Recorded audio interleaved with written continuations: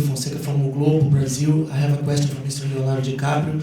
I would like you to tell us a few words about your relation with Scott Fitzgerald literature. What do you read? What do you like about his universe, literary universe? Thank you. Well, look, in the United States, The Great Gatsby is essential reading. Everyone has read it in junior high school.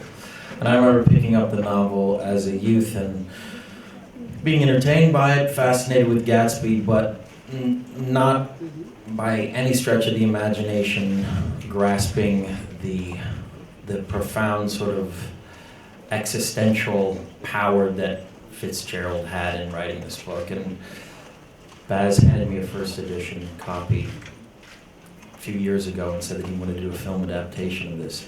And it took on a whole new meaning for me. And one of the most powerful things about this novel is that it's still discussed nearly 90 years later. People are still talking about and trying to dissect each one of Fitzgerald's statements, each one of his lines, every bit of symbolism. And it was kind of an endless journey as we discussed this novel, trying to dissect what he truly meant for each scene, from scene to scene. We also had a sister novel that accompanied this, which was called Trimalchio, which is the predecessor to Great Gatsby, which I think is a great novel, but ultimately what makes the Great Gatsby great is what is edited out and what is left up for the interpretation of you as a reader. But that gave us more insight into, creating these characters, and was incredibly beneficial for us, because you have to be much more specific when you make a film adaptation. But ultimately, I was fascinated by Gatsby as a character. I was moved by him. It no longer became a love story to me. It became a tragedy of this new American, this man in a new world where everything was possible. And at a time of great opulence in the 1920s that was trying to become a great Rockefeller, a great American, and somewhere along the way had lost the sense of who he was and was desperately holding on to this mirage that was Daisy Buchanan. And just the use of Fitzgerald's words in certain sequences defined everything for me as far as the portrayal of him. One in particular was where he finally has Daisy in his arms, and Nick describes watching these two, and he's holding her, after all these years making himself in the underworld to create this impression of this, rich blue blood oligarch. Here he is holding the woman of his dreams, yet he's still staring out at the green light. He's still staring out at the mirage. And when you have such eloquent, beautiful writing like that to work from, it just makes the whole process that much more interesting and endlessly fascinating. And we could have kept talking about how to portray this character and do this movie, I think, for years and years and years, because it takes on new meaning. Yeah.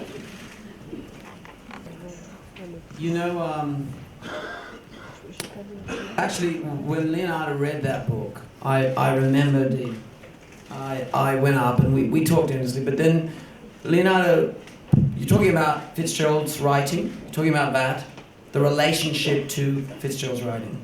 Because I remember two things. One, Leonardo put it very succinctly and quite simply. He said, the thing about that man's writing is that he takes what everyone is thinking and he puts it into words, and you go, yes, just like that. I know that person, I know that moment, I know what that is. And so over the years of getting to know him more and more, as I started to think about doing it, of course, in my younger, more bohemian years, I read a lot about Scott and Zelda. I just remember this, actually. CM, I don't know if I've told you this, but I had a wild life before I met you. And I was a bit more bohemian. I was a child bride. Yeah. And I remember I actually read a lot about Zelda. I just was really fascinated with Zelda because she was this absolutely extraordinary, crazy muse. And I thought, wow, when you're young, you think Scott and Zelda, they partied like it was 1929. I mean, they and that's what you focus on. And then when I was researching, because they were sort of riding a youth quake of 10 years. And the thing that strikes me about Gatsby when you follow their story and his writing, first of all, just how extraordinary the writing technique is. And when he set out to write The Great Gatsby, he set out to write something he said was, I want to write something new, something beautiful, something extraordinary, and I'll get this wrong, but something intricately patterned. I want to write the great American novel. And he wrote it 20 miles up the road here, just up at San Rafael, while his wife was having an affair on the beach just down here, right where the Palais is. And there was a French airman buzzing their house that she was having an affair with. The thing I think about that is how much of that pain and beauty went into the writing. So he wrote that book, and he was horrendously criticized when the book came out. The major critic of the day called him, Fitzgerald, this clown.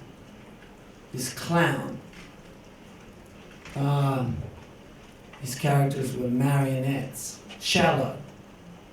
And when he died, and I always thought this was quite unbelievable, but true, he was so forgotten, he was buying copies of his own book, just so there was some sales. So, by the way, last week I sold more copies of The Great Gatsby than he did in his entire lifetime. But I will tell you one little story. The little film adaptation is doing quite well with the box office. Speaking of which, something amazing. I mean, look. You go through all of this and so on and so forth, and there's many wonderful things, and there's a lot of this.